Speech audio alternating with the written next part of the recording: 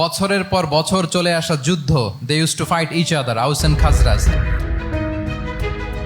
বাংলাদেশের জনপ্রিয় ইসলামী আলোচক মিজানুর রহমান আজহারী, যার জ্ঞানগর্ভ ধর্মীয় আলোচনা শুনতে মুখিয়ে থাকেন ভক্তরা। দেশে তো বটেই, বিদেশেও রয়েছে তার লাখো কোটি ভক্ত।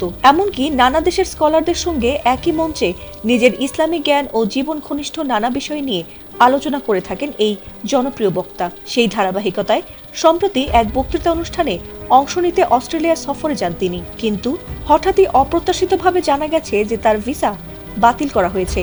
আর সে খবর সামাজিক মাধ্যমে ছড়িয়ে পড়তেই হতবাক হয়ে যান তার ভক্তরা। আল্লাহ বলেন, মানুষকে ভেবেছে সে শুধু বলবে আমি ঈমানদার। যদিও এর আগে মিজানুর রহমান আজহারীর ভিসা বাতিল করেছিল যুক্তরাজ্য, এবার সেই একই পথে হাঁটল অস্ট্রেলিয়াও। ব্রিটিশ গণমাধ্যম ডেইলি মেইল জানিয়েছে, জনপ্রিয় ইসলামিক স্কলার ও আলোচক ডক্টর মিজানুর রহমান আজহারীর ভিসা বাতিল করেছে অস্ট্রেলিয়া সরকার। এমনকি তিনি এক অনুষ্ঠানে আমন্ত্রিত হলেও সেই সফরের মাঝপথেই তাকে দেশ ছাড়তে বলছে অস্ট্রেলিয়া। কেন হঠাৎ জনপ্রিয় এ বক্তাকে দেশ ছাড়ার নির্দেশ দিল অস্ট্রেলিয়া? পণ্যের কৃত্রিম সংকট বাজারে করবেন না।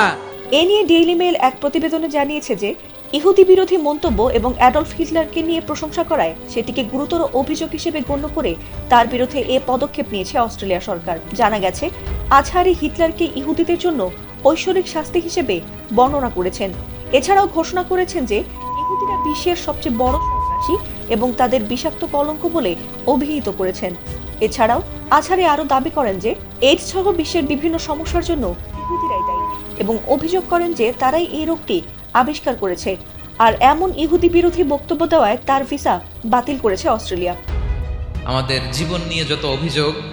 তবে এ বিষয়টা নিয়ে এবার মুখ খুললেন জনপ্রিয় এ বক্তা। এক ফেসবুক স্ট্যাটাসে অস্ট্রেলিয়ার ভিসা বাতিলের প্রসঙ্গে তিনি জানিয়েছেন, তার সফর নিয়ে যে খবরটি ছড়িয়েছে সেটি বিদেশি একটি প্রতিবেদনের ভুল ও বিভ্রান্তিকর ব্যাখ্যা। আর তিনি সম্প্রতি এমন কোনো বক্তব্য দেননি যেটির কারণে তার ভিসা বাতিল হতে পারে। এছাড়াও কিছু নির্দিষ্ট স্বার্থান্বেষী মহল ও নাস্তিকবাদী পক্ষ পরিকল্পিতভাবে একজোট হয়ে পুরনো বিচ্ছিন্ন বক্তব্যকে প্রেক্ষাপটহীনভাবে তুলে এনে প্রশাসনিক সিদ্ধান্তের প্রভাব বিস্তার করছে, যা দিয়ে এর আগেও তার যুক্তরাজ্য সফরের ক্ষেত্রেও বাধা দেওয়া হয়েছিল।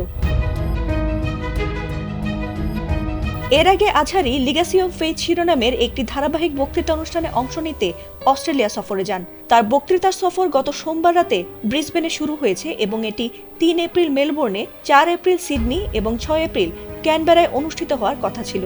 তবে তাকে এভাবে দেশে ফেরানোর বিষয়টি মোটেই সহজভাবে নেয়নি নেটিজেনরা। ফাতিমা সুলতানা, এটিএন বাংলা।